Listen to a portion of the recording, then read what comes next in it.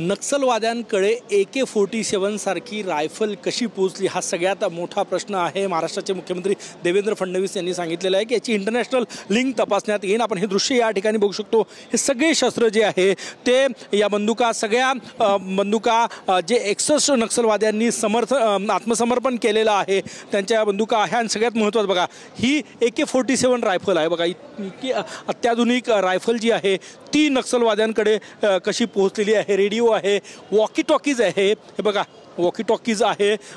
दुसरं महत्त्वाचं म्हणजे AK-47 सारखं घातक रायफल त्यांच्याकडे आहे।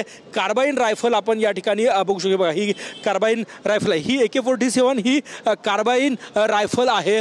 आणि हे सगळे 61 जणांनी सरेंडर केलेलं आहे। त्यांच्याकडे हे शस्त्र होती आणि त्यांनी हे शस्त्र जे आहे ते आता सरेंडर केले। हे बघा SG रायफल जी आहे अत्याधुनिक रायफल जे आहे या ठिकाणी आपण बघू शकतो। हे बघा अशा प्रकारचे ही शस्त्र आहे।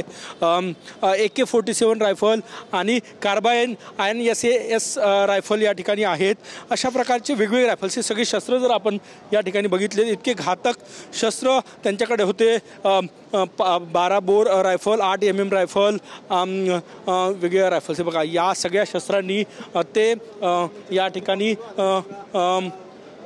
जंगलातून हिंसक कारवाया ज्या आहे त्या ठिकाणी करत होत्या। आपण हे दृश्य आपण या ठिकाणी बघू शकतो। बघा हे दृश्य हे रायफल बघा हे आणि हे बघा हिंसक रायफल आहे। अशा प्रकारचे रायफल्स आहे आणि या सगळ्या रायफल्स आता पोलिसां जेव्हा त्यांनी शस्त्र ठेवले तेव्हा या जप्त करण्यात आला। परंतु सगळ्यात मोठा प्रश्न की या रायफल्स हे इतके घातक शस्त्र कशा प्रकारे नक्षलवाद्यांपर्यंत पोहोचले, त्याचं इंटरनॅशनल लिंक आहे का याची चौकशी ही आता सुरक्षा यंत्रणांकडून केली जाणार आहे।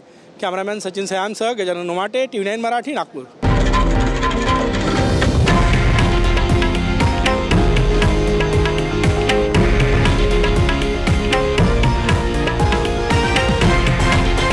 हे आहे देशातील नंबर 1 न्यूज नेटवर्क आणि आपण पाहत आहात TV9 मराठी, एकमेव।